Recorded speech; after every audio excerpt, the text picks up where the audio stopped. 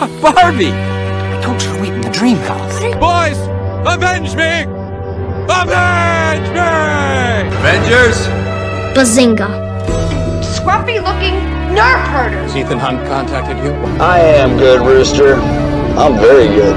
So you are Yoi's a trainer who trains. Gonzo the Great will ride this baby again.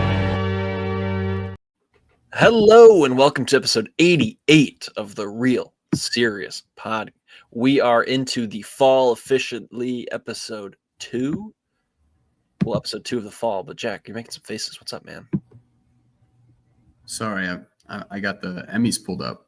Oh yeah, the Emmys are happening right now. I was just about to say the Emmys are. Emmy award winner Seth Rogen. Oh, for acting? Yep.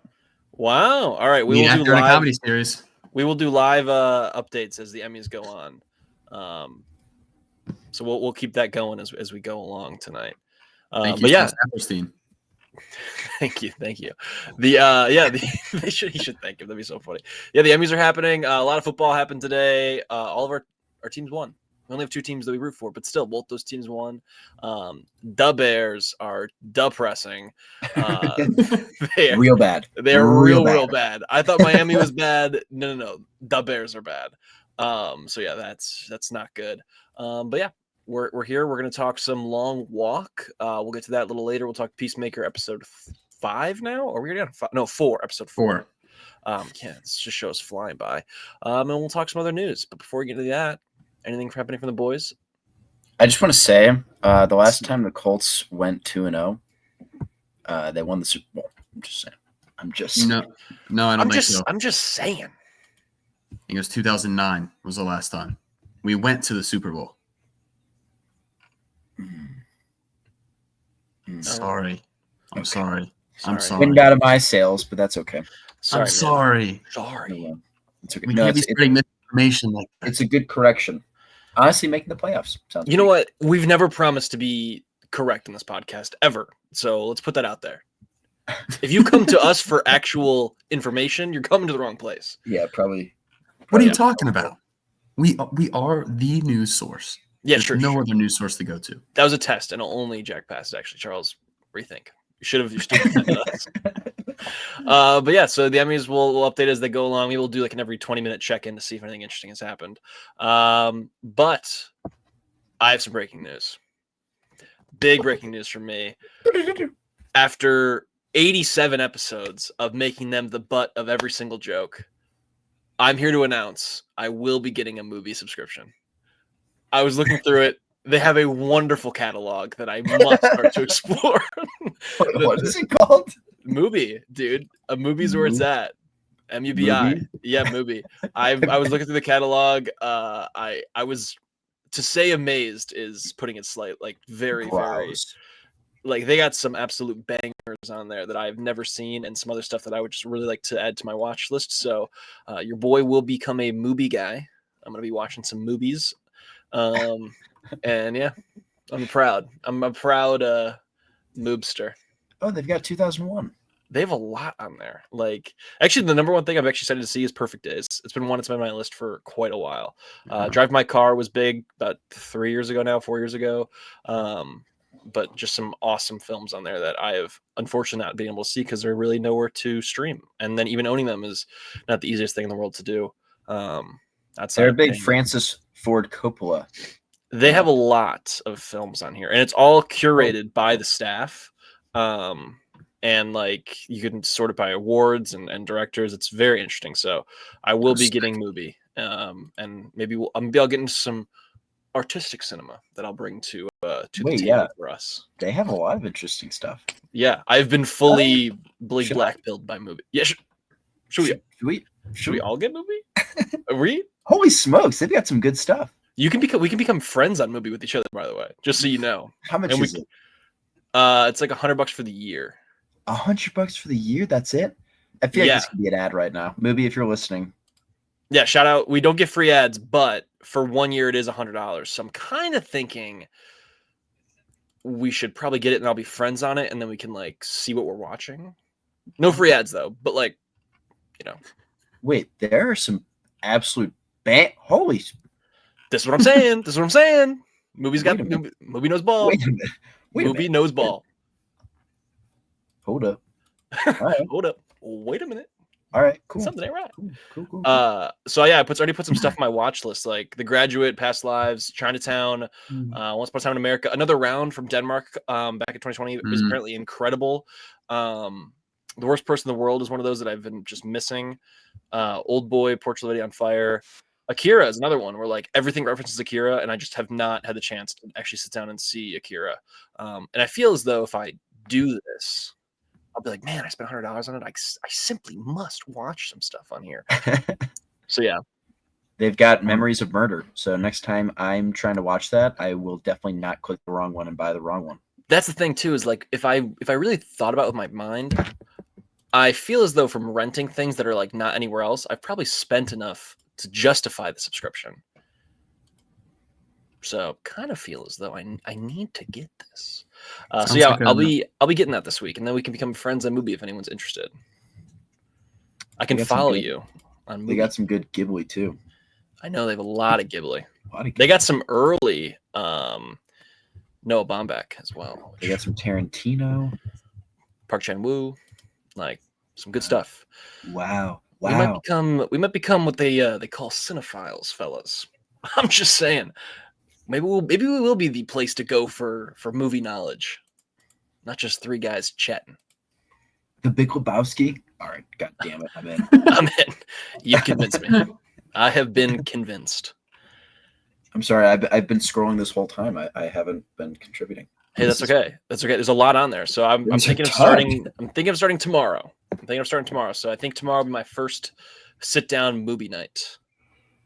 Also, just saying the movie is very fun, so I must keep going with it. We love movies. Yeah, we love movies on MUBI. But yeah, if you guys get it, let me know, and then we can become friends and we can see what each other are watching. And then I think you can also like recommend to your friends through the MUBI app what to watch. Does it tell you if they actually watch them? It tells you if they quit like 20 minutes in. Yeah. You can shame people. Yeah. Like you'll be like, bro, like this movie's so good, you gotta watch it. And then I'm like, did you watch it? And they're like, nah, bro, I didn't watch it. They're like, I noticed you logged this, but you didn't sit through the credits. Like, what are we doing here? Like that'd be pretty good. There's a lot of stuff on here too, like a lot. So I'm very interested to start to jump into all this. So next week I'm gonna have like only French cinema from the 1912s to talk about, and after my regular folk movies this week. Speaking of that, though, what do we watch? Anything good? Jack. Yeah, I watched 2 movies this week. It was I got a little bit slower than normal. Obviously got The Peacemaker. Excited to gonna talk about that later.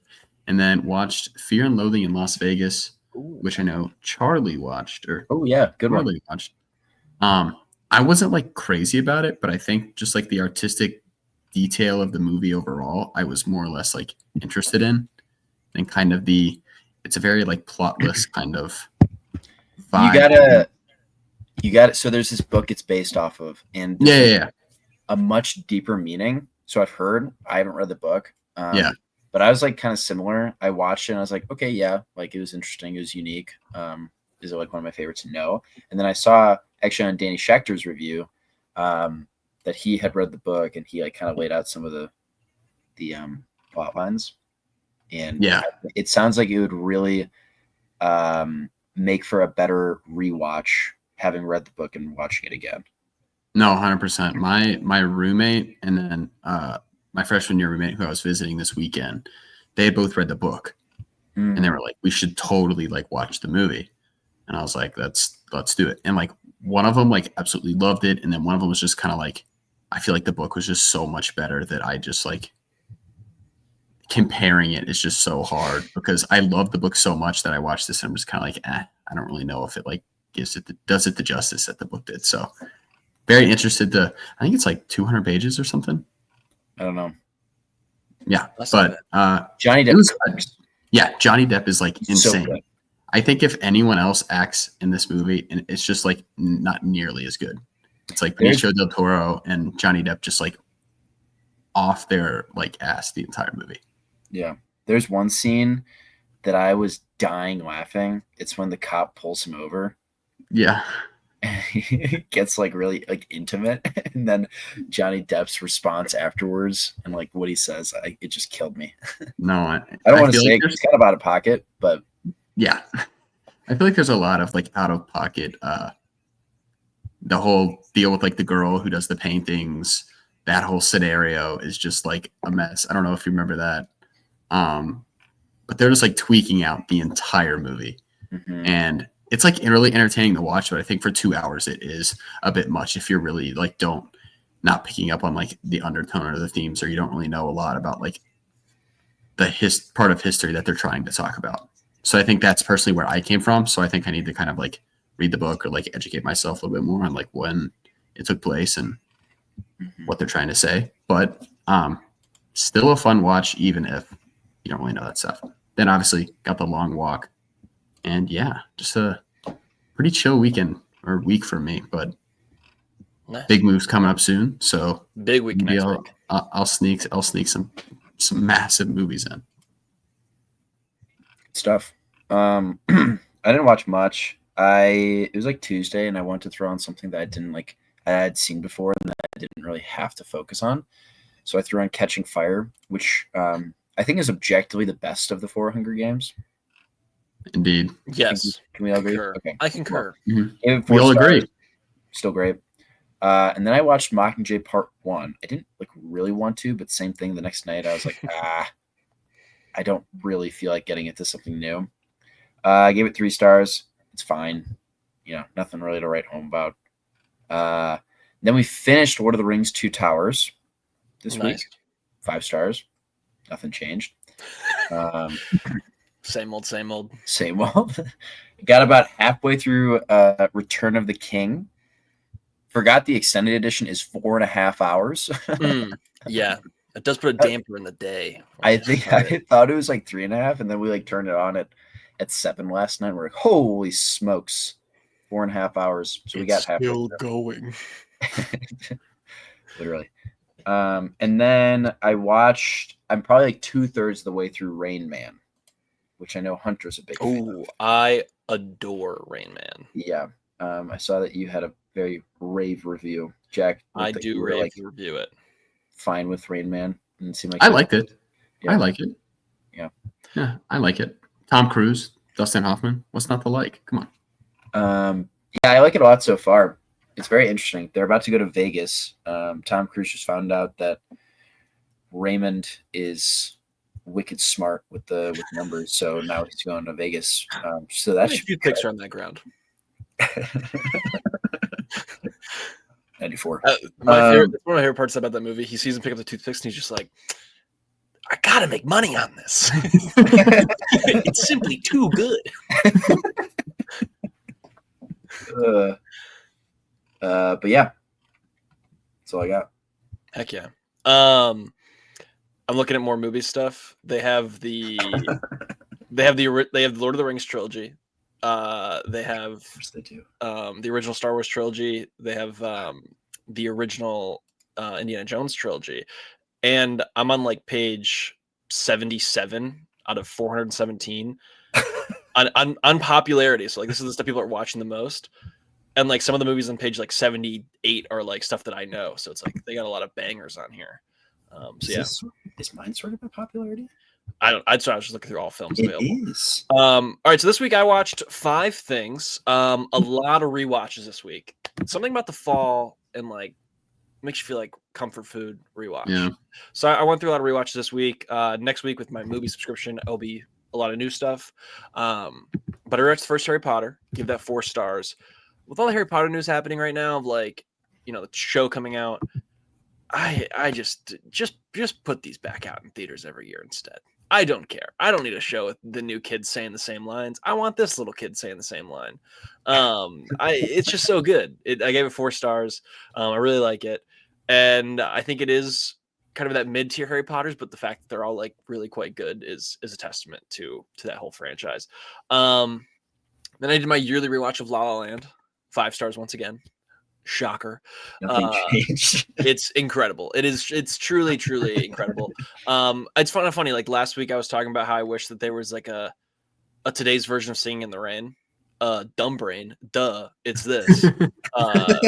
This is like that's exactly what I thought when you posted in the letterbox. I was like stupid. It's so good. But more of it. Give me more. Jack, can I have more? You of haven't that? seen Singing in the Rain yet, right?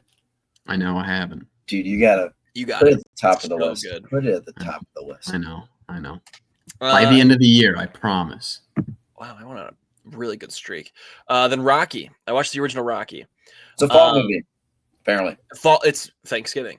Thanksgiving. Apparently it is. Thanksgiving and Christmas and New Year's because they fight on New Year's. Really, it's like a great palate cleanser movie. I think that also too when you look at Rocky 1, it's almost harmed by what came afterwards because you watch Rocky 2 through the creeds and you expect something. You expect the Rocky formula. It's not in this one. In this one, it's more melancholy. It's a lot slower. It's about Rocky just kind of walking around the streets of Philly, talking to people. And I think it works so well. I gave it 5 stars. There's a great story, not a great story, a great video essay on YouTube about like how the 70s died and birthed the 80s cinema. And Rocky is like the prime example of it. Like in the first Rocky, Rocky's a down on your luck hero and he loses in the end, but he learned a lesson and found love. And like, that's the win, but he still lost. Adrian. Adrian. You want to come get my turtles? I forgot about that. And then in the second one, which is now firmly in the 80s, he comes back and he wins. And like, they basically just do Rocky again, but in this time he wins in the end. And now that's the 80s exceptionalism and like where we're at in cinema, which I thought was just a very interesting take. And also kind of Rocky towards the end of it, when he goes to the 90s, which is the worst Rocky, where he fights in the street against Tommy, it sucks. That's in 1990 that came out, and it was the first Rocky to flop. So like, I think it's a very interesting testament of that decade and a half of films. Then I watched The Long Walk, which we'll talk about in a little bit, and then finally wrapped it up with You've Got Mail, a movie that could only have been made in 1998. Great rom-com. Meg Ryan should have been in a lot more stuff. She's so charming, and I really like that one. So you have 4 stars as well. That's where we're at.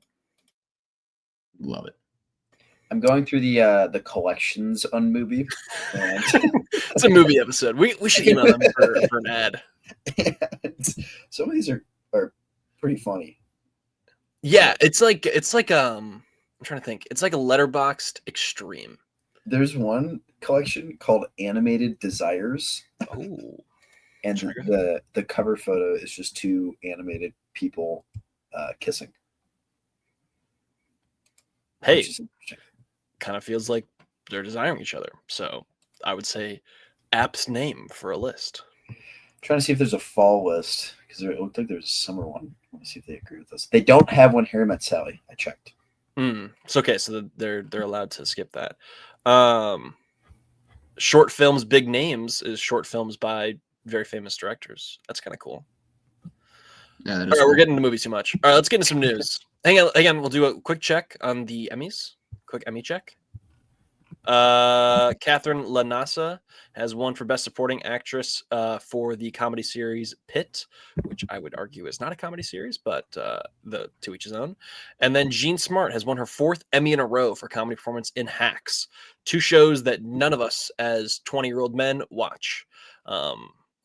Sorry, Hacks, and sorry, The Pit. I've got an Emmy discussion. Jack, go ahead, please. Just kind of talk about the Bear. Like, love the Bear. Cliff, where it was, off the cliff. I haven't seen the new season. Off a cliff. I haven't seen the new season, but it's like, just saying, it's not a comedy. No, not anymore. It's not a comedy. Not anymore. I've got a Sunday Night Football update. Please update. Looks like there have been 4 plays. Falcons started with the ball. The 4 plays have all been Bijan Robinson, 4 carries for 48 yards. If it ain't broke, don't fix it. You know what I mean? You run the first one, you're like, hey, that worked. Keep spamming run. God, I liked that one. Let's do it again. Kind of vibe. Big news. No, just kidding. We're actually talking about it later. I kind of forgot to put it in the news. We'll get there when we get there. Lizard music. Everyone likes lizard music. It's a book, I guess, that I've never heard of. It's a children's novel. And The Rock will be starring as the eccentric Chicken Man in a new film directed by Benny Safdie. So they liked each other so much from Smashing Machine that they're like, lizard music and Chicken Man, and he's like, I'm in. Black Adam, no thanks. I'm the Chicken Man. Are we in on this? I just think it's pretty unreal that Dwayne The Rock Johnson's going to win an Oscar for Smashing Machine and for playing the eccentric Chicken Man. Yeah, back-to-back years is going to be insane. Truly a generational run. I like to think that Benny Safdie was sitting there with his brother, and they were both watching, like, just The Rock, and they're like, this is the guy. But then they argued about it, and they're like, no, he cannot be the guy. Like, we cannot put him in one of our movies. And then they all sat down and they were like, did you watch Red Notice? I'm like, stop, I can't. And then Jungle Cruise came out and they're like, this is the pairing. I get it now. And so we're getting Jungle Cruise 2 in a couple weeks, and I'm very pumped for that. But yeah, that's my news on The Rock. It's good news. Are we hyped for the Lizard Man? I'm trying to process what you said. The Lizard Man and Want me to read the Dude. synopsis? I'll read the synopsis for you. Does that help? I think I understand, but I'm just like I just have a hard time kind of like. All right, here, I'll read it to you. Breaking it down. A young boy stumbles upon a strange lizard musician's late-night TV show, leading him to befriend a peculiar man with an elderly chicken. Their quest for answers reveals hidden worlds and an unlikely but magical friendship. I thought when you said lizard music, you were talking about the No, I'm pretty sure it's lizards in suits playing jazz, and now it's like The Rock is a guy with a chicken in it. I wonder if this was the inspiration for the band King Gizzard and the Lizard Wizard. Is that a thing? Did you just make that up? Is that real? I didn't. Look it up. No, look it up. King Gizzard and the Lizard Wizard. Learning a lot tonight. Learning about MUBI. It's a band. I don't doubt it's a band. I'm just saying, wow. That's actually what I thought you were talking about at first. This band is getting a biopic. Oh, hang on. Breaking news. Everyone, round of applause. Round of applause. Charles. We're waiting. Tramell Tillman has won his first ever Emmy for his performance in Severance. Oh, yeah. That's a great Emmy right there. Great. Next piece of news while we're waiting for more Emmy stuff to drop. Avengers Doomsday got its first teaser image tweeted out by the Russo brothers, and the internet went silent. No one really cared. I couldn't really tell what it was. It was just like a blurry nothingness. So we're not even going to speculate. I don't think we should. I don't really feel like they... Should we speculate? I don't think they gave anything out. Like, it was just kind of like, oh, here, this is Doom, I guess. Yeah. Nice. Okay. Hope you like it. Like, what am I supposed to do with that? You know? I really don't know. Like, they've done this before, though, where they release something and then it doesn't look like that, you know? Yeah. Well, there's like a big marketing Disney thing in Shanghai, I guess, and there was the first look at Doctor Doom. And if that's an accurate first look, it looks pretty sick, actually. But my excitement meter is really just it's about as low as it's gonna get right and now. It didn't waver. No, the needle did not even budge right now. So I need something to happen for the excitement level to get up, and I know what they're gonna try to do. I'm convinced. Maybe, a year out we'll get like the first look at Doom and we'll be pretty pumped. But I'm real worried they're gonna be like, we have cameos. Are you interested in those? And I don't think I am. I don't know if I am. I just don't really care. Yeah, I really don't care. What can they put in these movies? Like, they haven't made me love any of these new characters enough to actually like and the ones I do, I don't know. Gonna be like, I'm just not really gonna care. I like add the entire Thunderbolts. MCU to MUBI, and we'll be locked in. I like the Thunderbolts. I do too, right? But like, are we thinking we're pumped for Florence Pugh to lead the Avengers? You know what, man? They're lost in the sauce. Do I seriously like? I don't want to say I don't believe, but You know, Florence Pugh against Doctor Doom. That's Yeah, yikes. I don't know. I just don't have an emotional attachment to like, and the ones that I am interested in, we haven't got more of. Like, we all like Shang-Chi, got nothing. I like Kate Bishop a lot. We've had a season of Hawkeye like 3 years ago now. Yeah. Moon Knight, nothing. She-Hulk, nothing. Trying to think what else we got. The Eternals, nothing. Deadpool, kind of, but like that's from baggage previously. And it still doesn't really connect. Like, and even Thor, right? Thor, the last adventure with Thor, kind of leaves a nasty taste in your mouth. I think the best chance they could have had is you should have probably done by now like a Star-Lord on Earth series after Guardians 3 to be like, I mean, Chris Pratt probably is your best lead right now of the new Avengers between him and Doctor Strange and Spider-Man. Like, and you've just kind of squandered it. I don't know. I really think that you could have done something interesting with maybe like a weird team up movie with two people that we know and someone we don't. Like if we did like I don't know, going back to it, like a Star-Lord, Shang-Chi, something, right? Like that would have been at least interesting. Something we could have talked about. It just feels like there's no plan. Yeah, no. Maybe the plan. We're all sickos. We'll be there day one. Yeah, the trailer's gonna pop up, and we're gonna freak out. We're gonna repost it on the Instagram. Yeah, it's we're nothingness to the corporate machine. But we're not proud of it. We can say that we're not proud of it. No, we feel the shame, but we'll do it. We're honest. We're there for our corporate overlords. I'll clap like a seal, and I'll like it. Next one is truly clapping like a seal, and I like it. Mamma Mia 3. We're back as a podcast. This was Keep going. Mamma Mia 3 is in the works. They're looking for a couple of years from now. The big rumor that was happening a little bit ago was Amanda Seyfried was talking about how she would like Sabrina Carpenter to be like her daughter now, grown up, as like a full circle moment. I'm pretty pumped for this. I love Mamma Mia's. Obviously, we've talked about on this program. If they're looking for a sibling, maybe I'll like Mamma Mia 3 the most, and then episode 171 can be a three-way debate. Ooh, I like it. Yeah. Can we convince any of us to jump ship? I like it. That could work. I gotta say, if they're looking for potential siblings of this Mamma Mia family, I do have blonde hair. Hello. And blue eyes. Think of the Greek islands, and you're like, Jack. Hello. Yeah, I mean they think of singing. Jack. I almost feel I think I could do better than Pierce Brosnan. I think we're okay there. Dude, I could totally. But Pierce Brosnan has that charming English accent. Yeah, and I don't. Jack has a charming American accent. Yeah, but I'm kind of disappointed that they haven't asked me to join the cast yet. Maybe they haven't started casting yet. Maybe they're waiting.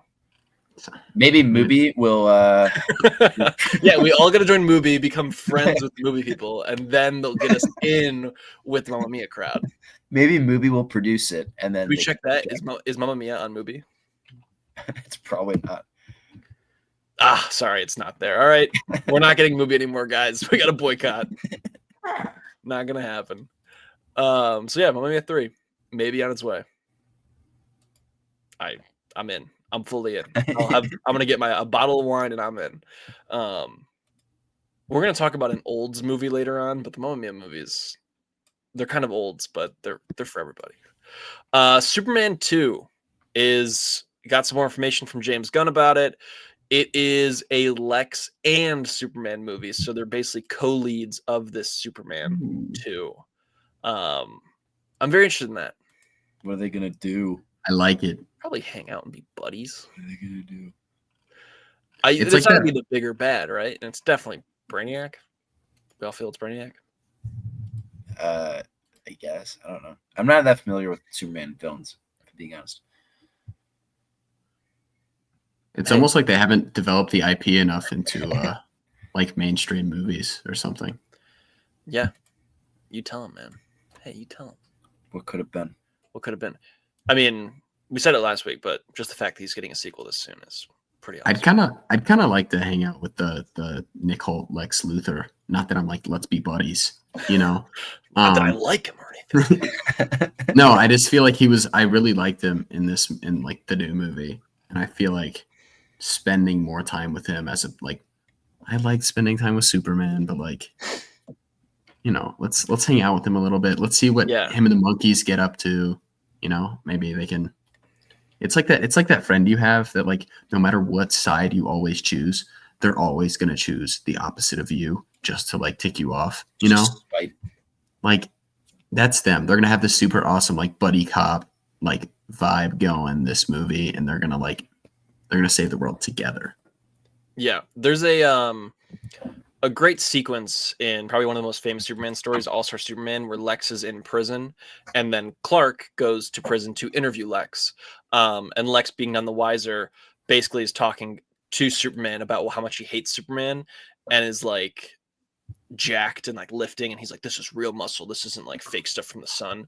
And it's a great back and forth that I feel like James Gunn, I really hope, does play into. It also does feel like we're setting up for a possible President Luthor situation here, maybe on the third or fourth one. Just I would assume that if they're teaming up, I'm sure that Lex will take a lot of the credit once the battle is over, and we'll probably see folks come around to Lex Luthor. And I'm sure President Lex is on the horizon here for Superman 3 or 4. So very exciting stuff. Breaking Emmy news. Severance sweep is or the best it possibly can be is potentially incoming Britt Lauer. Oh, Emmy award winner. The Severance is happening. Yes. Oh my god. It's happening. I mean, it's beautiful. Gotta love it. Chat. They're recognizing excellence. Chat. Quick Sunday Night Football update. Falcons are up 3-0. Bijan is cooking. Also, chat, they are apparently doing they're doing a donation to the Boys and Girls Club of America, and then they will deduct money for anyone who goes over 45 seconds on their speech at the Emmys. And if you go under 45 seconds, they will add money to the pot for Boys and Girls of America. So that's actually pretty funny. That's very funny. So yeah, good thing.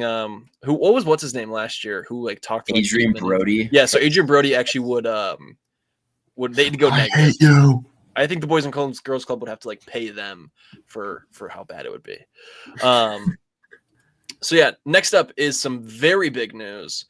Paramount and Skydance are apparently Charles ruined my vocabulary. Are allegedly in acquisition talks with Warner Brothers. So they're thinking of buying Warner Brothers, which would be very interesting, I think, because then my eventual Optimus Prime Superman fan fiction will come to fruition in movie form. I've been praying for times like these. Optimus, no. Oh, dude, the ending of that with them both flying out of this after Optimus has a sick speech. $1 billion guaranteed. Oscars everywhere. Do we like this? Do we not like this? I'm a bit indifferent on it, to be honest with you. I mean, obviously these companies are gonna just probably merge and all the whole thing, but yeah, I mean, it's a little monopolistic, but a little bit. Does it do anything with my HBO Max account? Because HBO currently has Warner Brothers. Like, you know, Paramount has their own streaming stuff. Like, if they buy HBO, does that mean like HBO, or if they buy Warner Brothers, does that mean all the Warner Brothers stuff on HBO leaves and goes to? I mean, I would assume it would, right? Do the Paramount Plus subscription roll over to my Max account? Like, how can I find out how this affects me? You know, like, yeah. Where is like, seriously going to be after this? That's all that really matters. I don't know. I think that more competition is better when it comes to stuff like this, but it also seems like this is the way of the way the cookie crumbles, because folks like Charles out there, businessmen, just decide to capitalize on everything. I mean, I will just say, not to get political, but it is reflective of who's in office, of whether these kinds of things go through or not.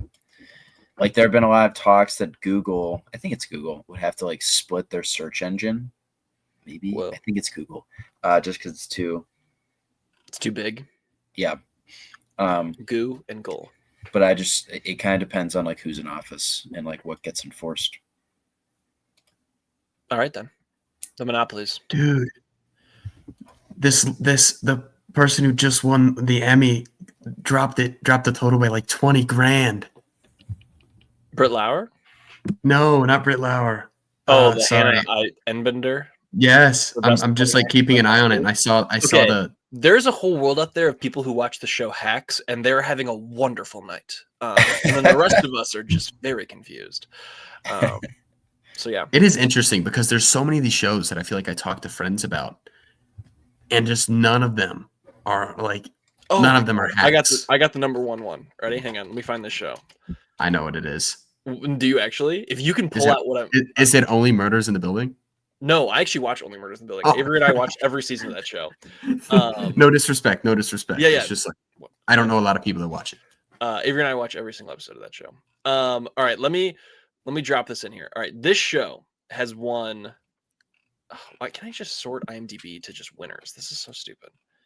All right, it won Best Television Series or Comedy in 2019. Best Actor in 2019. It ran for 3 years on Netflix. No one, I don't think, has ever seen this show. No one has ever seen this show, actually. The Kaminsky Method. Wait, the Kaminsky Method? Don't even, Charles. Don't even Kaminsky Method me. Too good. It's won 2 Golden Globes, and it's just like, who's watching this? It stars Michael Douglas and Alan Arkin, and no one in their life has ever seen this show. The Kaminsky Method. Yeah, ridiculous. No. Nobody's watching the Kaminsky Method. 53 nominations for the Kaminsky Method. Ridiculous. It's a fake show. It's a fake show that no one watched. Same with Bosch. No one's actually watched Bosch. It's not a real show. Like Chris? Is Chris a show? Just the name Chris? Like Chris Bosch? Chris Bosch. No, I walked into that one. That's actually crazy. Rebound Bosch out to Allen. His 3-pointer. Yeah. Hang on, Bosch? Bosch has a spin-off season, like a follow-up show that's a spin-off called Bosch Legacy? Chris? No, it's called Bosch Legacy on Amazon Freevee. What the? Who's watching Bosch? My sister. The guy's name is Harry Bosch.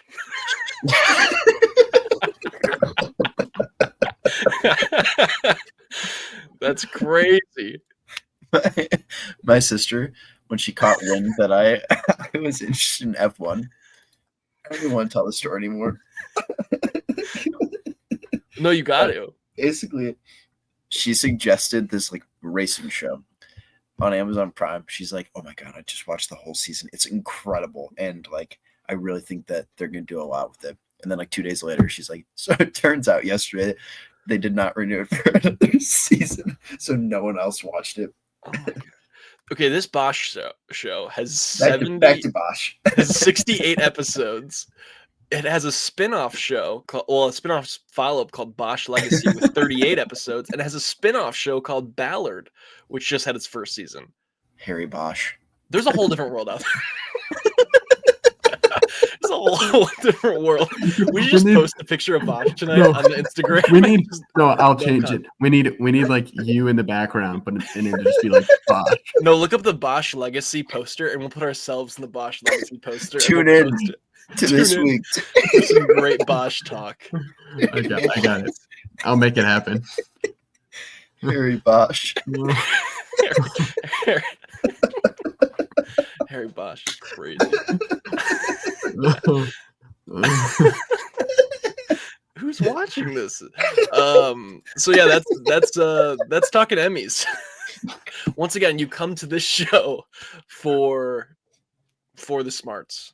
You come to this show for the smarts. That's us. I'm crying. Oh man, that's so good. All right, back to the news. Super Mario Galaxy is coming out in April. That's the sequel to the Super Mario movie. I don't know if I ever said it on the show. I feel like maybe in the past I have. The Super Mario Galaxy 1 and 2 are my favorite games of all time, like ever. And like, I'm so I'm so excited for this. We all like the first Mario movie? I think we all saw it together. Oh, we did. Oh yeah, we did. And Yeah. then we had the teaser of Yoshi at the end. Who could forget? Yes. And then the crowd erupted. Yeah, the crowd did actually go wild. A bunch of 20-year-olds were pumped.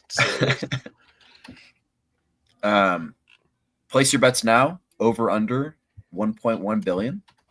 I think over. If he turns into the B, it's 1.5 billion guaranteed.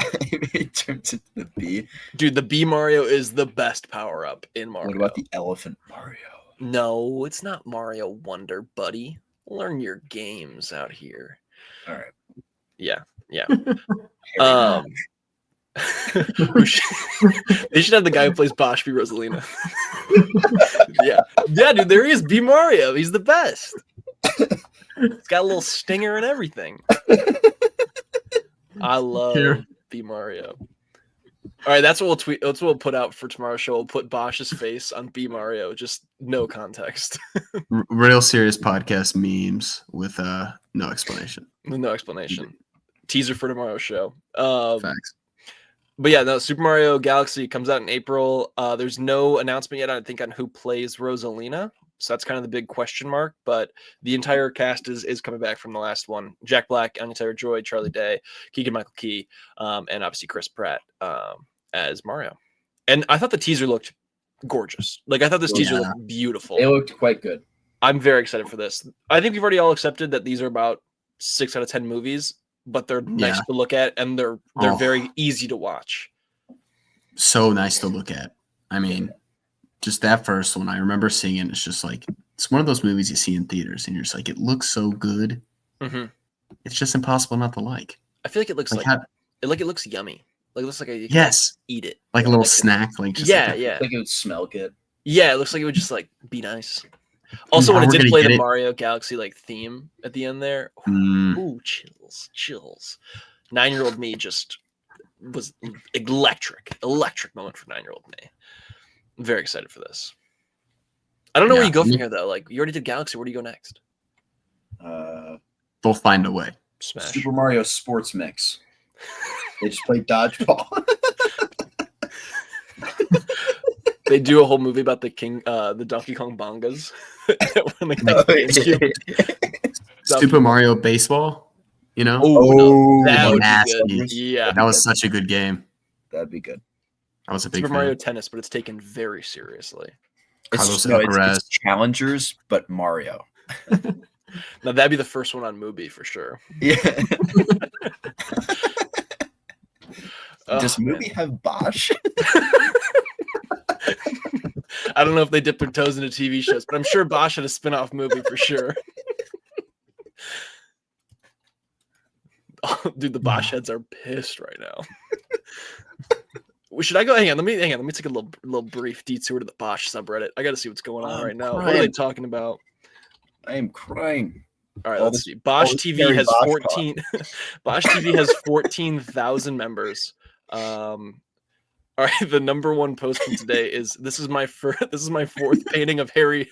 First one worth sharing. What? Hang on. Let me so I can save it and put it into the clip.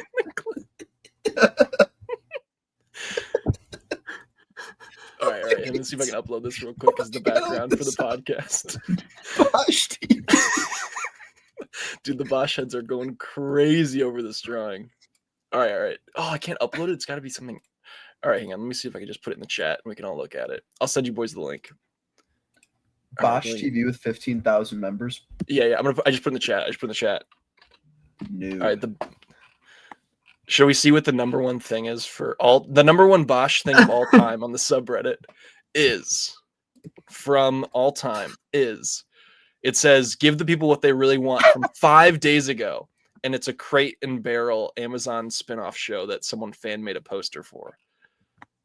Oh, someone spotted him at LAX. They took a picture of Harry Bosch in the wild. See, dude, the comments on this picture. Dude, it's so good. It's so good. With a dash of Bruce Willis. I like it. Amazing work. Bravo. You captured him perfectly. I mean, just stunning blue eyes. Someone responded, might hang it on the ceiling above my bed. The smolder is real. Who is it, me or is it kind of hot in here? That's another comment. Oh my god. Oh god. Why can't the world just be one big like Reddit subgroup? You know, like let's just all just like let's just obsess over one really small thing and let's just be super happy about it. You know, like I just look at everyone in these comments and they just look like they are so happy that These this people dude made love this show, and it's awesome. Maybe we should Great say we're hero. like massive Hang on. fans of Harry Bosch and drop it in the chat this week. Drop this week's episode in the Harry Bosch. Raise your hand if you love Harry Bosch. Even Bosch can't fight the TSA. TSA shouldn't mess with Bosch. Bad move. Oh god. Well, that's the Bosch subreddit. In case anyone was curious on what's going on in the world of Bosch, we'll check back in with them in about 7 to 8 months. All right, we got some trailers to talk about. We'll get into those right now. Let's do the one that is probably the least interesting of the bunch first. That I teased a little earlier with the movie for olds. That is Song Sung Blue, a movie starring Hugh Jackman and Kate Hudson about a Neil Diamond tribute act, coming out Christmas Day. My guess right now, this will make $300 million, and all of the olds will go to it, and they will love every second of it. And revel in it. Oh yeah, no, they're gonna love it. Did this move the needle for any of us? It seemed very niche. It looked fun. By no means, this isn't turning any heads for the awards, but Hugh Jackman singing again. I mean, this looks like a fun Les, time. The Greatest Showman. Like you're gonna go into this movie and you're gonna have a good time. Yeah, it looks fun. That week in between Christmas and New Year, there's not a whole lot going on. After you've seen Avatar for like a third time, this might be something to jump into and just to be you.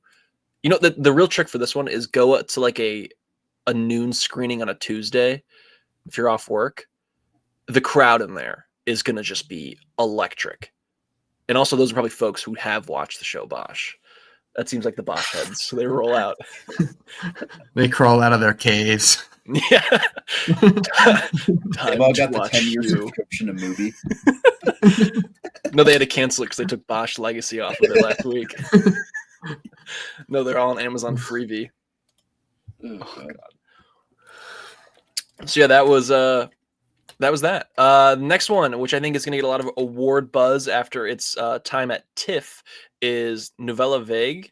It's a comedy drama directed by Richard Linklater about the French New Wave, about a young Godard making some of his early films. Obviously stars Zoe Deutsch. I think it's all in French except for some aspects of it, which is interesting to me. Coming to Netflix later this year. Did it win? No, it was part of the can. It did not win the Palme d'Or though. This apparently is quite incredible, so I'm pretty pumped to see this. This comes out November 14th on Netflix. I think also in some select theaters. I gotta say, Toronto International Film Festival would be pretty dope. I mean, obviously, like there's a lot of stuff they've had. The whole press stuff, but like I think there's a lot of like screenings that are not necessarily entirely like press related. Yeah, you can just like get them. Yeah, cool. Being close to Toronto, maybe. Are any of us close to Toronto? Hunter, wouldn't you be the closest? Yeah, I think I'm like really far though. I mean, Toronto's pretty close to New York, no? I mean, like, not pretty close, but, like, you know what I'm saying? Like, a flight would be, like, what, an hour and a half? Is my geography that bad? Or, like, an hour, maybe? I'm like, I could drive to Toronto in 4 hours. That's pretty close. It's not like, yeah. It's an hour and a half from New York. Actually, yeah, no, it's about flight. I can get there in 4 hours in a car. So actually, that's not too bad. Maybe I'll go to TIFF in next year or something. Or I'll just go, say I went, not see a single thing, and go home. Could do that. But Richard Linklater to me is a very interesting director, just from like the things he's done. I would say I like almost everything I've seen of his. School of Rock, the Sunset Trilogy. He also did the reboot, or I guess kind of the reboot of Bad News Bears, which is horrible. Hitman, which I obviously loved. I think we all actually kind of loved. Blue Moon, which comes out this year as well, which I think one of us had on our list of most anticipated. As well as Everybody Wants Some, which is one of my favorite just movies ever. And then Boyhood, which was very famous about 10 years ago for being the one that took place over 12 years. So Richard Linklater, to me, is one of the more interesting people working today. And now he's taking on the French New Wave, which kind of awesome to see a dude who I think is from Texas is just like, I'm just going to do the French New Wave. And he might be, apparently it's great, which is kind of awesome to think about. So. Dude, I'm going to the Bosch subreddit and I'm going to report you for that. The Bosch heads will not like what you just said to me. So yeah, that's coming out in November. Movie about movies. It's just like, sign me up. How can you hate it? You know? Sounds like Babylon. Oh, what? Never mind. Guy's seen 2 movies. But he's seen all of Bosch, so that's okay. You just got Boshed. You just got Harry Boshed. Let's do a little update on the Emmys. Nothing yet. Nothing else new has happened. There must be in a long commercial break. Can we get a Sunday Night Football update? Even though everyone who's listening to this already knows what happened. Yeah. Falcons still 6-0. Kyle Pitts having a game. Wow. That's really a no. All right. Go Kyle Pitts. JJ McCarthy 2 for 2, 11 yards. What a game. Oh, he must have just made a completion because I see 1 for 1, 2 yards. Oh. Next trailer is for Christy, the Sydney Sweeney boxing movie that comes out November 7th. This was a very different movie than I thought it would be. This trailer kind of threw me off a little bit. I will not lie. She's very strong. Yeah, that's kind of funny. Like her whole thing is just like a power punch. Like her whole thing is just like once she lands a blow, she wins. Whoa. I'm pretty excited for this. Obviously, she got some Oscar buzz. I don't know how true that is. Usually coming out of these film festivals, somebody always does. But we're gonna see this. We'll talk about this. A lot of comments were basically just saying she can't act. I thought she was good in this trailer. Like I had no issues with this. The worst thing about this whole trailer was her haircut, which obviously she's playing a real person. So sorry. Damn, jeez. Dude, the haircut's bad. Brutal, man. Actually, some bad haircuts across the board in this movie. It's like the 80s, isn't it? I think it's the 90s. Different time, man. I definitely got 90s vibes from this. Different time. I would argue our time has some pretty bad haircuts too. Not yeah, like every our time. It's just our time TikTok. does have some. Yeah, people have too much time. They're like, yeah, dude, this haircut I just came up. It's like a with. perm, but it's not a perm people have now. I can't. Yes, I don't know what the words are for that. I know exactly what you're talking about. It's just like the TikTok guy haircut, whatever the word is for that. Exactly. The fluffy. Yes. Yeah. TikTok Riz Party haircut. yeah. No one, but the Rizzler has a good haircut, so that's okay. Dude, the Rizzler in the NFL commercial. Wild. Yeah. Also, weird AI in that commercial. Oh, the little baby raider. Yeah, it's just like what, like just I don't know. You're the NFL, you're $1 billion corporation. Just like pay somebody. Get a real baby. Like it's not that hard. Yeah. That's actually get a real baby. Also, if you're the Raiders fans, you got to be kind of pissed. You're like, the Giants got the Rizzler, and we're stuck with a CGI AI baby. Yeah, but a lot of other fans didn't get anyone. So, like, it would have been funnier if they I don't know, got some old performer on the Vegas Strip who's just like a nobody now and put them there. Like that would have at least been funnier. But no, AI baby it is. Whatever. So yeah, that was Talking Christy. We're very excited for it. We're very excited for the story of Christy Martin, which I actually know nothing about the story of Christy Martin. So I'm excited to learn. Should I Google her? Here, I'll Google her real quick. Christy Martin was nicknamed the coal miner's daughter. That's actually an awesome nickname. She competed from 1989 to 2012. Wow, that's a long time. She was the first female boxer elected to the Nevada Boxing Hall of Fame in 2016. She is 57 years old today. She only had 7 losses her whole career. I wonder if she's in the movie. She's probably in the movie. Yeah, probably. I would assume. Wow, only that's it. Oh no! Apparently, Amy Schumer was supposed to star. God damn you! Apparently, Amy Schumer was supposed to star in this. Man, we dodged one there. I gotta say, this is 2 movies, Barbie and this, where it's just like Amy Schumer might be the lead, and it's just like, don't do that ever again to me. What has Amy Schumer been up to? She probably, maybe she's a cameo in the show Bosch. Dates Harry Bosch. No one would know. If she had a cameo in the show, yeah, no one would know. Nobody would know. No, that would have been #1 on the Bosch subreddit. Like, get her out of our show. Yeah, she's just been in that Kind of Pregnant thing came out a couple of years ago. Oh no, that was this year that came out. I kind of just want to watch it just to like. Yeah, I bet it's a decent show that we're just ripping on for no reason. But because the main character's name is Harry Bosch. Harry Bosch. I guess it's like a book series, and whatever. I'm gonna post that tonight before I can't forget to do that. All right, let's do Smashing Machines. We've already talked about it once before. Smashing Machine, new trailer, looks as good as it always has. It comes out in like 3 weeks, so we'll talk about it very, very soon. I hope this is as good as we can I say something? Yeah. Okay, this was a choice. I chose not to watch this trailer. Not a bad choice. I was just like, I feel like when we get so close to the movie, like a couple weeks away, they gave a little bit more than I'd like to see.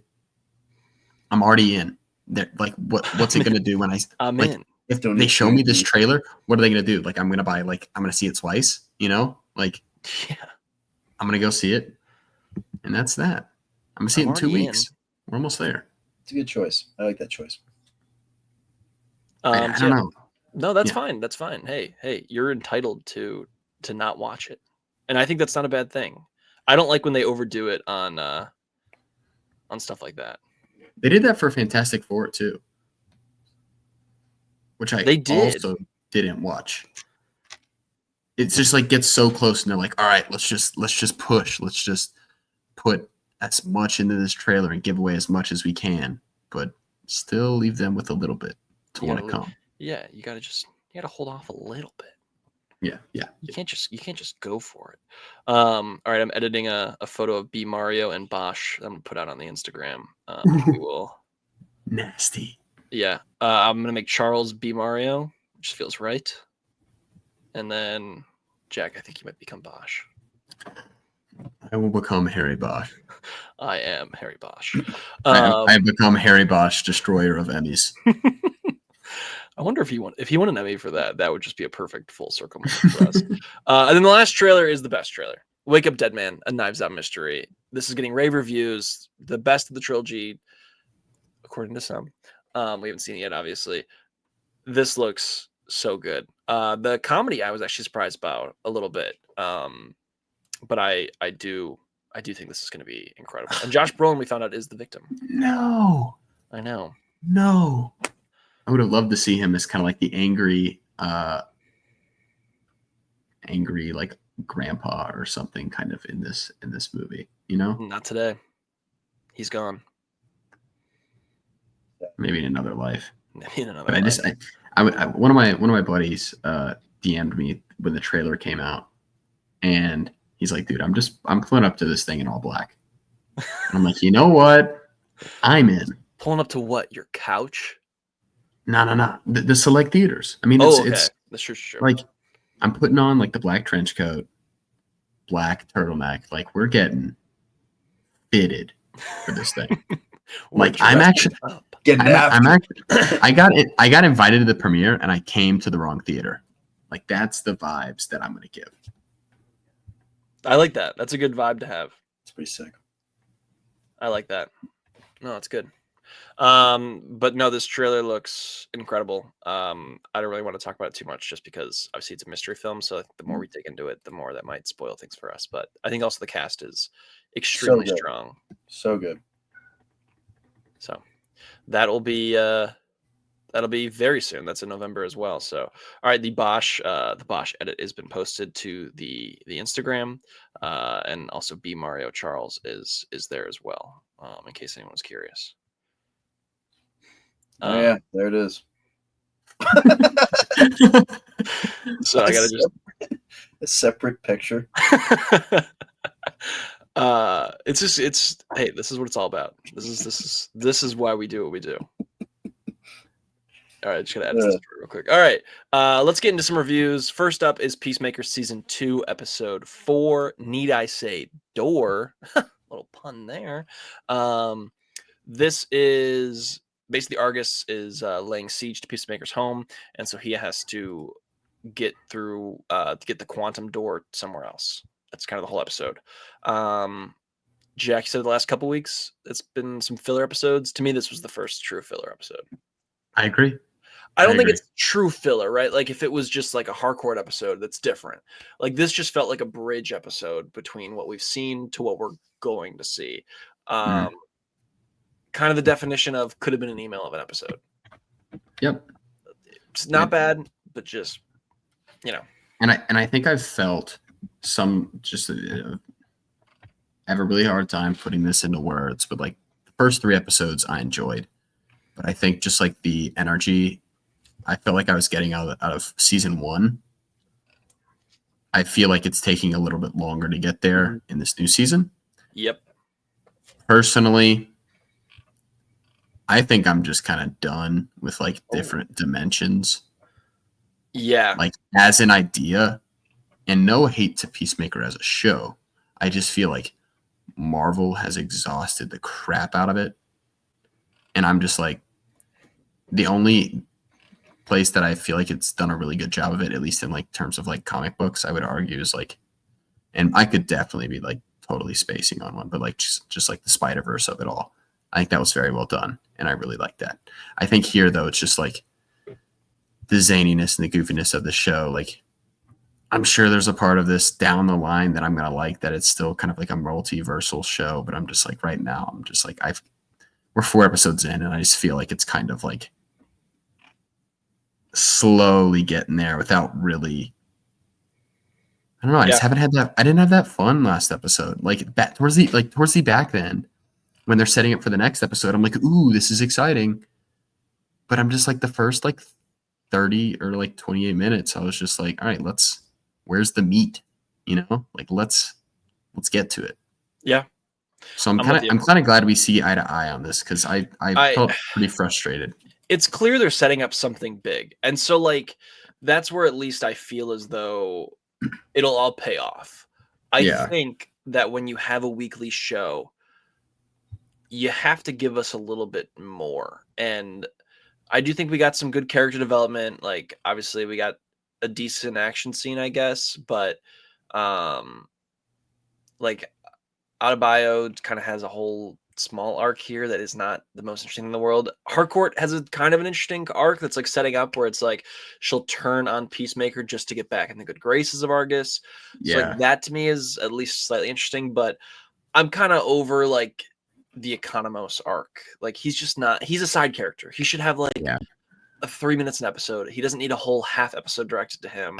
And even to like I'm the Eagle Hunter, it just feels like a one-off joke, and we're spending too much time with it, I feel. But I don't know. You know what? Every time we say something bad about James Gunn, he somehow figures it out. So like that's right. I don't want to get too negative Nancy on it. And you know, we might look back and say to ourselves, wow, what a great setup for what is to come. Sure. Yeah. And I don't want to get ahead of myself either, but the bird blindness is still funny. Yeah. Yeah. It's still funny. I'm not like dying laughing, but I'm still like hot chuckle. I was like, when I finished this episode, I was just like Economos, like stalling towards the back end. I just felt like that's what this episode was.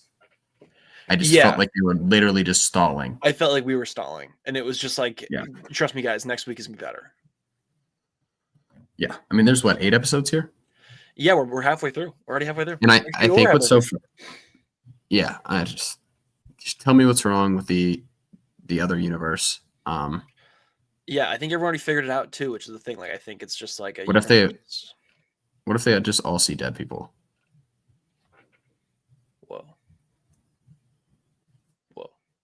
what if. Also, it does. I don't know. Do you feel like it feels like a wasted opportunity where like it would have been more interesting, and maybe not, right? It would have been more interesting if the other universe was just the new DC universe. Like, and the whole show is Peacemaker coming to terms with the fact that he's been a failure in his own world, and so now he has to retry again in a new one, and the new one was this new DCU instead of changing stuff in the old one to fit this and have a separate, like, that would have been an interesting gap at least, and it could have been like, for all the Snyder heads out there, your world's still there, right? Like, it's still a thing, but we're moving on. Yeah. I don't know. Like, it just feels like if you're gonna have two universes and one of the universes isn't the new universe you're actually starting, it feels kind of silly. But hey. Yeah, I know. Because as soon as they kind of like showed that it was essentially the new universe probably wasn't going to be. Well, they fixed everything in the first episode. Yeah. I was like, oh, then I feel like, did we really need this to be like multiversal then? You know? Yeah, like, I know, exactly. I don't know. But you know what? We'll probably get it set up for something, and then we'll go from there. Yeah, I still really like John Cena here. I just feel like we're getting way too much of other people. Yeah, I agree. In the nicest way possible. Like, give me more Peacemaker. I'm here to see Peacemaker. Let's get crazy. All right, let's get to the long walk.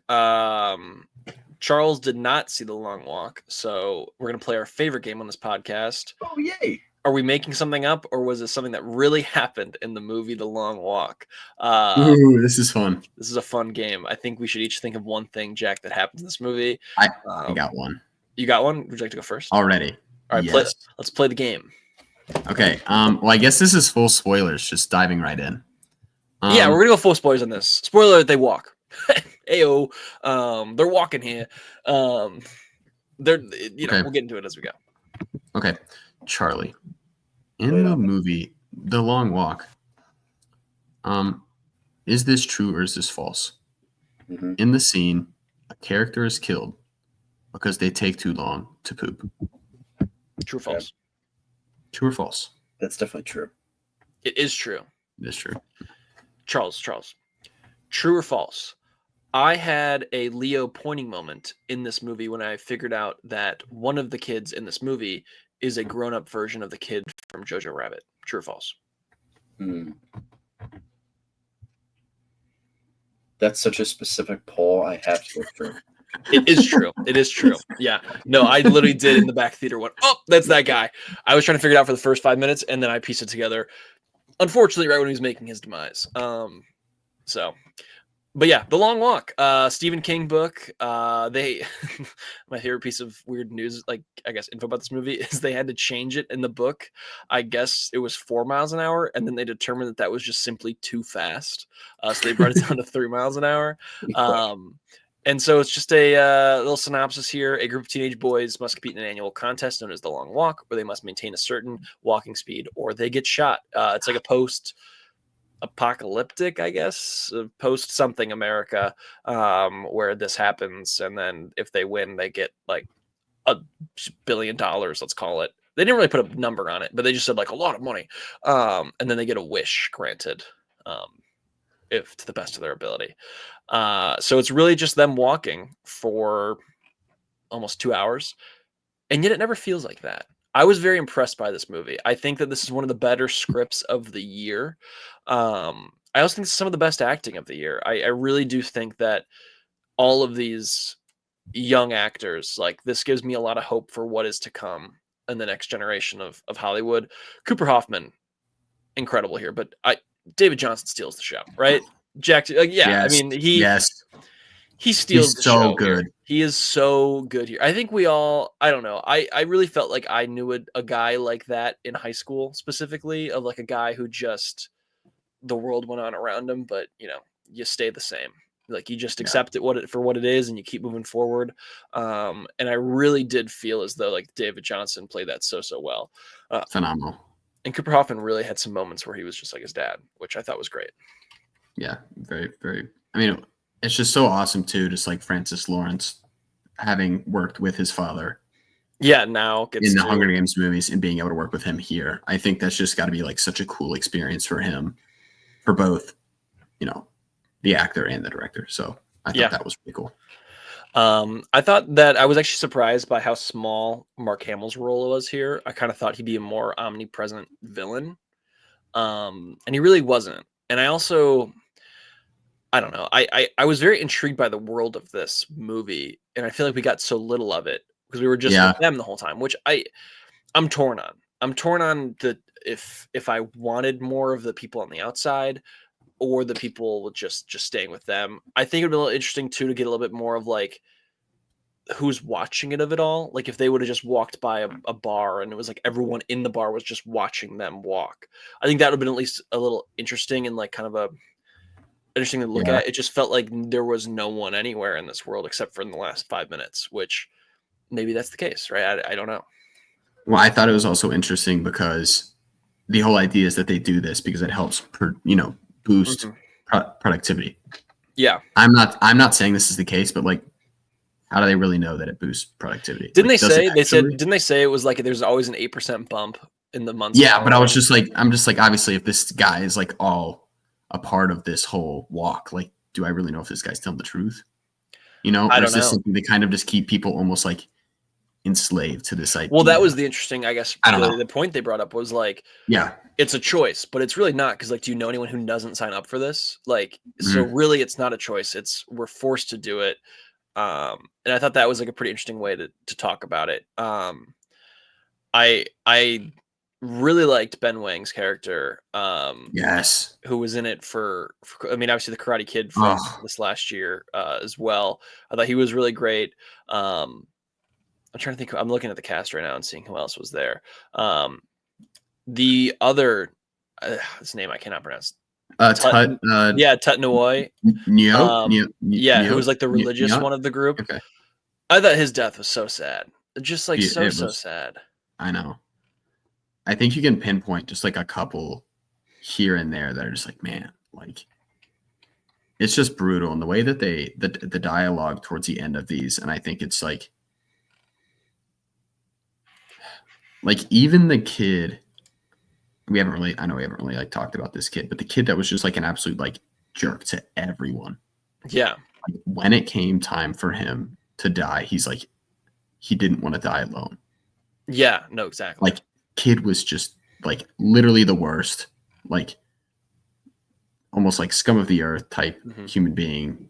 And when it came time for him and he knew he was at his, close to his end, he was like, I want to be included. I want to feel like I die with people around me that care about me or care about what I do or what I think and all this stuff. And I just thought that was very interesting, just in terms of just like what that kind of speaks to like loneliness in general and just like having that kind of support system around you. I don't know. Maybe I'm like digging too deep into it, but I was just like, I don't know. Like, I feel like one day, like, I don't know, if I have the ability to be like on my deathbed, like I hope to be surrounded by people that love and care about me. And I think just like having the ability to like have that is like very beautiful. Yeah. I'm with you. I really thought that they handled everything really well in this. Yeah. And I kind of thought, as tragic as each of the deaths were, like I thought they were also like really handled beautifully for like the people that we don't know. I thought the ending was good. I think this was such a hard movie to end, right? Yeah. Like, there's no way to end it that feels, I think, satisfying. And I think they got as close as you possibly could, but yeah. Also, he would have not been able to walk as far as he did after he lost his shoes. I'm sorry. He would have been like another 10 miles. Yeah. Even done so. I think it's just interesting because you're watching the movie and the first like 20 minutes, it just like takes a bit to kind of get your feet set, like really like, I didn't see it. It was totally unintentional. Warmed up. Totally unintentional, but seriously, like it just takes a bit to kind of like warm up to this world and like accept that you're not going to know anything that goes on kind of outside of this world, aside from what these people tell you. And once you kind of get set, and I think for me, it was like, it wasn't until like the first person who died that I kind of like, I was like, all right, like buckle in, like this is getting real. You point out the acting. I think like among the top like 4, I think like the Musketeers like that group, everyone in there is like phenomenal. But I'd I argue agree. that some of the people outside of there, I was kind of like almost took me out of it at times. Personally, I'm like that they were too good.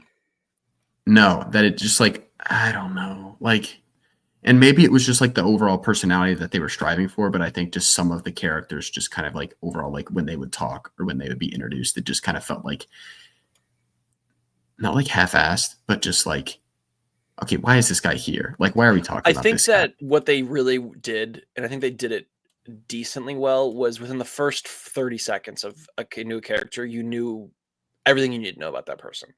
Okay, Which I don't disagree, right? I think that in real life we wouldn't do that. But like in this where you need to know them very quickly for it to keep progressing, it's like, sure. I'm John. My values are these three things. I don't like you and you don't like me. Move on, kind of thing. Was that a positive or negative? To me, it really didn't take me out of it as much as maybe clearly you. Well, I'm saying But like some of the characters that like stayed till the end that I just feel like they just kind of like the randos. yes, just like towards the end that just like I feel like not even just like the randos, like you still kind of like met them, but like Well, like as we got like towards the the governor's end, son, Stebbins. I liked that. I liked that. I thought he was a little underdeveloped until that point, though. So I I didn't have a agree. whole lot of with him. Oh, breaking news! Breaking news! New trailer for the Bruce Springsteen movie. So Charles, please watch the trailer and report back on what the trailer is and if we like it. All right, thank you, Charles. Charles is on that case. And I'm maybe this is just me. I feel like Mark Hamill is miscast here. I don't think he was very good either. I think he was pretty wasteful. I don't know if it's just because he wasn't in it very often, but it felt like he was doing a impression versus Yes. acting. I don't know, like, and I I couldn't love figure out Mark what Hamill. it was.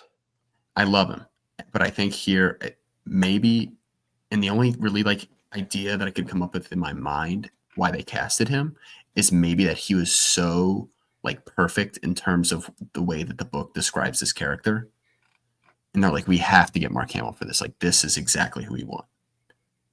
But like in my mind, I think of someone who like is in this role. I think of just some like almost like military leader that is just jacked out of his mind. Can I give you someone who I think would have been better? Go for it. Clancy Brown, who's the voice of Mr. Krabs. Once you see him, you'll know like his face. I think he would have been much. Oh scarier, yes, right. That's like what I think, saying. like he would have been a little bit better in this role. I think. Like you need this like physical presence that is just. I've never like feared. Scary. Maybe it's I don't know, maybe it's because he Luke Skywalker. But I've never like been intimidated by Mark Hamill. All 5'7" of Mark Hamill has never like scared me. Yeah. I just feel like you needed someone that in the last scene, I think with Mark Hamill, it is like it's almost like terrifying. Star Wars. Andor won best writing for a drama. Shout out. Nice. Star Wars on the up and up? On the up and up? Who's back? Maybe. But I was just like, I think the end, like he was Mark Hamill, like I thought he was good in the final scene, but I think you could have put anyone there with like that darkness kind of surrounding him like a blanket and it would have worked. Yeah. You know what I'm saying? Like, I feel like that was the only part where I was like, man, like this worked. But I feel like every other time he spoke, it just like, like what is it? Stebbins again? His like supposed son. I mean, this dude is like, he's in great shape. I almost expected like, if they're going to do this as like the son, I almost expect like the father to look very similar. Yeah. Is that too much to ask? No, I don't think that's too much to ask. I don't know. Maybe it's because I'm watching a lot of the regular show recently that I can just hear him as Skips, and so I'm like, oh, it's just Skips yelling at everybody. By no means do I think he was like bad here. I just think it's like he's just not in it. He's not in the movie. Yeah, like he's here. He's like they have him like riding on the back of the car. Judy Greer's in the movie longer than he's in the movie. Yeah, I think she like performed like her ass off here, and I think she really like did a good job because when I first saw it, I was like, all right, I think she might be given too much. And then I'm like, well, this could be like the last time she's seeing her son. Like, this is kind of valid. Yeah. Like, yeah. Like, hey, buddy, calm down. Your kid. You might not see me again. Ma'am, But let's chill. relax. Yeah. Let's relax here. Take a chill real quick. No, but I thought she was great. I really liked her in this, and the scene where he walks by her, and he's like, "Oh, I never really like thought about that. It would like potentially like mess with me like that." But it did. What'd you give this out of 100? It's so weird. Like, I think I have this at like an 83. I was about an 82. Yeah. Okay. I give it an 82. It is, I'm looking right now. It's in my top 10 of the year as 10. Yeah. It's just beat out 28 Years Later and just below Warfare, which actually is another Cooper Hoffman movie. I think I have this at 7. Right behind Caught Stealing and right before Together. Oh, nice. I don't know. Like, I just think the emotional beats, like, I'm just such a sucker for those. And I think that every time you can actually make me like feel like almost like scared for characters or like just so invested. And like, there's characters in this movie that you're just like, all right, I just know that they're going to die. Yeah.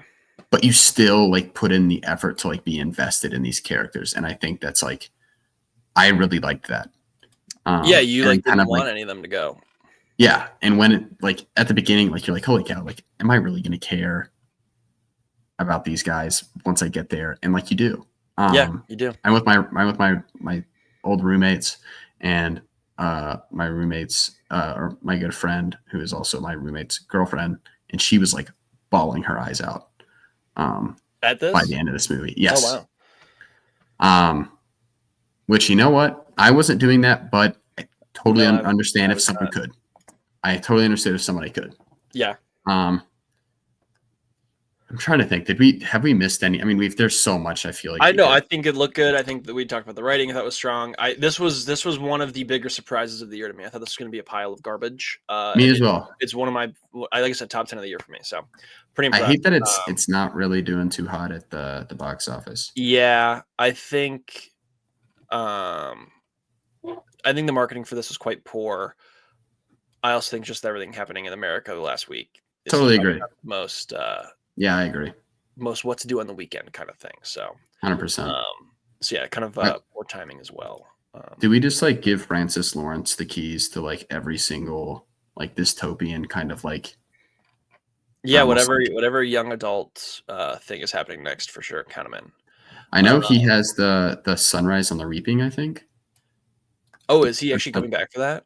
Yeah, he's directing Sunrise on the Reaping, the next Hunger Games movie. Oh, nice. Yeah, which that's like shooting soon, isn't it? Yeah, it's in production right now. Yeah, in production right now. He's also doing I Am Legend 2, the BioShock movie, and Constantine 2. So, wow, good for him. Oh, he also was the director of I Am Legend 1, so that makes sense. Never mind. But yeah, Francis Lawrence. And next up, things for Cooper Hoffman. We're getting him in a Luca Guadagnino movie about AI. Something called The Trashers with David Harbour. And this one I don't know. Something with Olivia Wilde. Let's see, but the real question is, where's David Johnson going to show up next? So someone I follow, I found on TikTok, really liked his content, and just followed him on Letterboxd and watched Rye Lane. It's apparently like a rom-com, and it's got David Johnson in it. Oh, supposed to be good.